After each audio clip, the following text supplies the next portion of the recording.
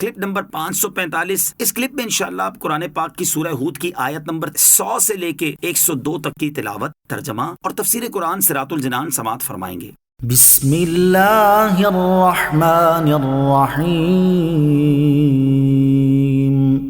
ترجمہ، اللہ کے نام سے شروع جو نہایت مہربان رحمت والا ہے۔ ذالک من انباء القرى نقصه عليك منها قائم وحصيد۔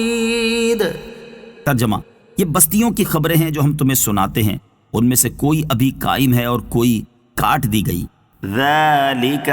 یعنی یہ گزری ہوئی امتوں کی خبریں ہیں جو اے حبیب صلی اللہ تعالی علیہ وآلہ وسلم ہم تمہیں اس لیے سناتے ہیں کہ تم اپنی امت کو ان کی خبریں دو تاکہ وہ ان سے عبرت حاصل کریں اور وہ اپنے کفر سے باز آ جائیں، یا پھر ان پر بھی ویسا ہی عذاب نازل ہو جائے جیسا ان سابقہ قوموں پر نازل ہوا جن قوموں کو ہم نے ہلاک کر دیا۔ ان کی حالت کھیتیوں کی طرح ہے کہ ان میں سے کوئی تو ابھی قائم ہے، یعنی اس کے مکانوں کی دیواریں موجود ہیں، کھنڈر پائے جاتے ہیں اور ان کے نشانات ابھی باقی ہیں، جیسے کہ عاد و سمود کے شہر، اور کوئی روئے زمین سے کاٹ دی گئی ہے، یعنی کٹی ہوئی کھیتی کی طرح بالکل بے نام و نشان ہو گئی اور اس کا کوئی اثر باقی نہ رہا، جیسے حضرت نوح علیہ السلام کی قوم کے شہر۔ وما ظلمناهم ولكن ظلموا أنفسهم فما أغنت عنهم آلهتهم التي يدعون من دون الله من شيء فما أغنت عنهم آلهتهم التي يدعون من دون الله من شيء لما جاء أمر ربك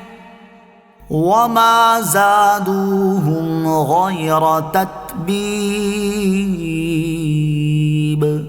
ترجمہ، اور ہم نے ان پر ظلم نہ کیا بلکہ خود انہوں نے اپنی جانوں پر ظلم کیا، تو اللہ کے سوا جن معبودوں کی عبادت کرتے ہیں وہ ان کے کچھ کام نہ آئے جب تیرے رب کا حکم آیا، اور انہوں نے ان کے نقصان میں ہی اضافہ کیا۔ وما ظلمناہم،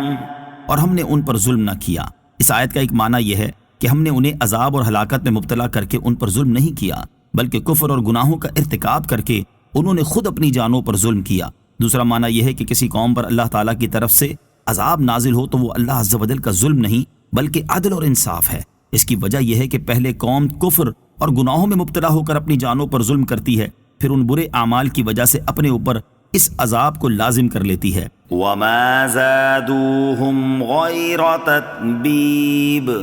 اور انہوں نے ان کے نقصان میں ہی اضافہ کیا۔ بتوں کے بارے میں کفار کا عقیدہ یہ تھا کہ وہ بت نفع پہنچانے میں اور نقصان دور کرنے میں ان کی مدد کرتے ہیں۔ اس آیت میں اللہ تعالیٰ نے بتا دیا کہ جب کافروں کو مدد کی ضرورت ہوگی تو اس وقت یہ بت نہ تو انہیں کوئی فائدہ پہنچا سکیں گے اور نہ کوئی مصیبت ان سے دور کر سکیں گے، چنانچہ جب وہ اپنے عقیدے کو حقیقت کے خلاف پائیں گے تو اس وقت ان کا یہ عقیدہ ختم ہو جائے گا، لیکن تب اس عقیدے کو چھوڑنے کا کوئی فائدہ نہ ہوگا، یوں دنیا اور آخرت میں دونوں ہی جگہ وہ خسارے کا شکار ہوں گے۔ وَكَذَلِكَ أَخْذُ رَبِّكَ إِذَا أَخَذَ الْقُرَى وَهِيَ ظَالِمَةٌ إِنَّ أَخْذَهُ أَلِيمٌ شَدِيدٌ۔ ترجمہ، اور تیرے رب کی گرفت ایسی ہی ہوتی ہے جب وہ بستیوں کو پکڑتا ہے، جبکہ وہ بستی والے ظالم ہوں، بے شک اس کی پکڑ بڑی شدید دردناک ہے۔ وَكَذَلِكَ أَخْذُ رَبِّكَ، اور تیرے رب کی گرفت ایسی ہی ہوتی ہے۔ اس سے پہلی آیات میں اللہ تعالیٰ نے اپنے حبیب علیہ السلام کو خبر دی کہ گزشتہ انبیاء کرام علیہ السلام کی امتوں نے جب اپنے رسولوں کی نافرمانی کی تو ان پر اللہ تعالیٰ کا ایسا عذاب نازل ہوا جس نے انہیں جڑ سے اکھاڑ کر رکھ دیا، اور چونکہ انہوں نے اپنی جانوں پر ظلم کیا تھا اس لیے دنیا میں ہی ان پر عذاب آیا، اور اس آیت میں یہ بیان فرمایا کہ وہ عذاب گزشتہ قوموں کے ساتھ ہی خاص نہیں تھا بلکہ اب بھی جو کوئی ان کی طرح ظلم کرے گا تو اس پر بھی ویسا ہی عذاب نازل ہوگا۔ ظالموں کو نصیحت۔